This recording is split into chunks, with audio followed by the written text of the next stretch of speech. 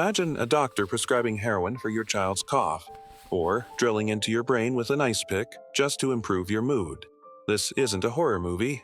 This was evidence-based medicine of the last century. We have uncovered the most shocking official medical treatments that maimed and killed millions. From radioactive water to the deadly hands of surgeons. Get ready. The history of true medical madness begins right now. The Lobotomobile and the ice pick.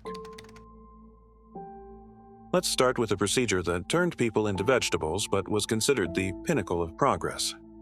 The 1940s, USA, Dr. Walter Freeman believes he has found a way to reboot the brain and cure everything, from schizophrenia to a simple bad temper.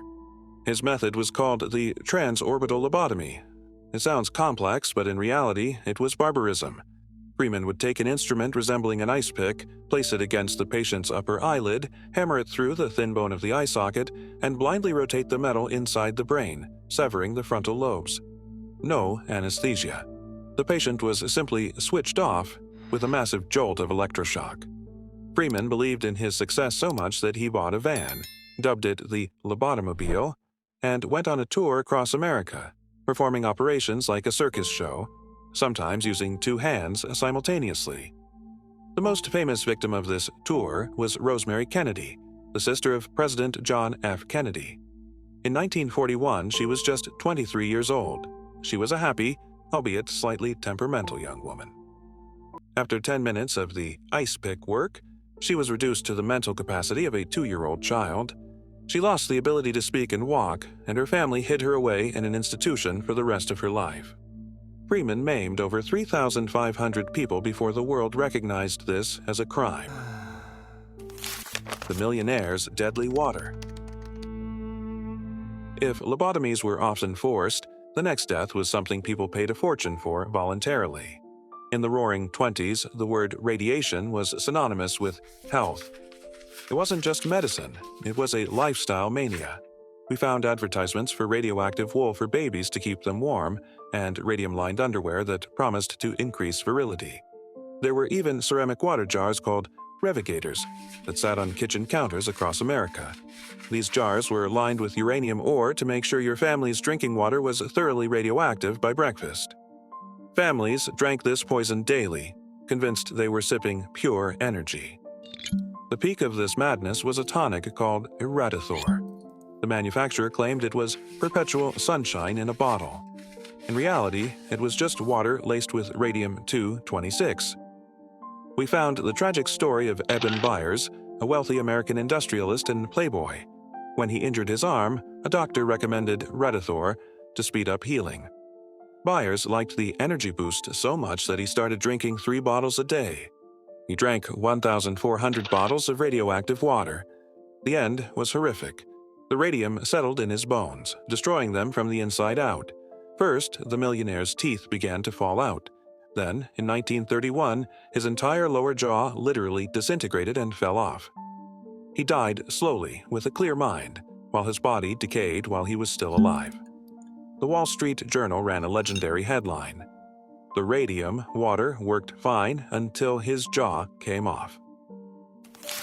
The miracle cough syrup. You all know Bayer, the giant that gave the world aspirin, but in the company's archives there is a page they would prefer to burn. In 1898, Bayer released a drug that was positioned as a safe, non-addictive substitute for morphine. Marketing gave it a heroic name: heroin. Advertising campaigns from that time seem insane today.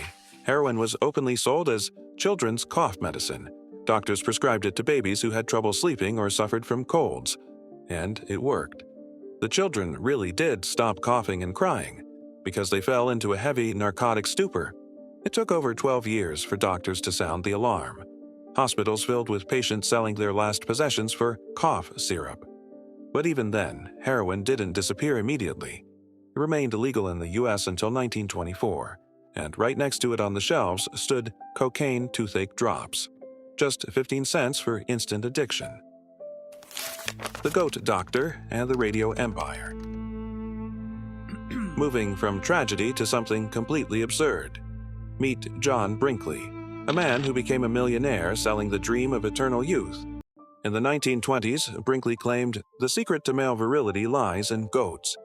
He began performing surgeries to transplant goat testicles into the scrotums of elderly men. The price? $750. Fortune at the time. Sound like the ravings of a madman?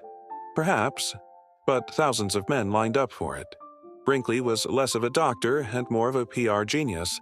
He built the most powerful private radio station in the world, with the signal reaching as far as Canada, and advertised his miracles 24/7. The most amazing thing we found in the reports, many patients did feel better, but not because of the goat organs, which the body immediately rejected, but thanks to a massive placebo effect. In the end, Brinkley lost his license not for quackery, but because dozens of his patients died from simple blood poisoning and unsanitary conditions. The hands of death of Dr. Semmelweis. The next fact is the most tragic on our list. It is about how cleanliness was considered an insult. Vienna, 1847. The General Hospital. Going there to give birth was more dangerous than going to the front lines. In the ward run by medical students, the mortality rate of mothers from childbed fever reached a monstrous 18%. Women begged on their knees to be put in the other wing, run by simple midwives, where almost no one died. A young doctor, Ignaz Semmelweis, launched an investigation. The truth turned out to be nauseating.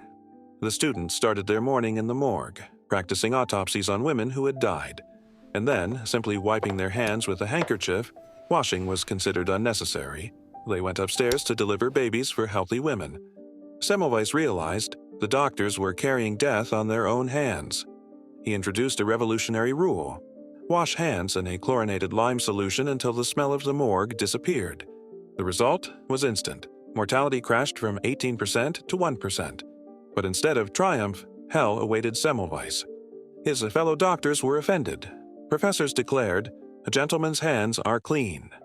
Semmelweis was mocked, fired, and driven to a nervous breakdown. In 1865, he was lured into a psychiatric asylum. There, trying to escape, he was brutally beaten by guards and died 2 weeks later, ironically from sepsis, the very infection he had tried so desperately to save the world from. Shoe-fitting X-rays for kids. And the final fact proves even dangerous radiation can become a toy in the hands of marketers. In the 1950s, a trip to the shoe store in the US was a real holiday for kids. There stood miracle machines, shoe-fitting fluoroscopes. A child would put their feet in the machine, and through a special eyepiece their mom, and the salesman could see the wiggling bones of the foot inside the shoe. It was marketed as the scientific way to find the perfect size. There was just one problem: it was a powerful X-ray emitter with no shielding. While the child was having fun looking at a skeleton, they were receiving a massive dose of radiation directly to their feet and pelvis. Salesmen who worked with the machine every day often suffered radiation burns on their hands, but it took decades to ban these toys. The last machine was removed from a store in West Virginia only in 1981.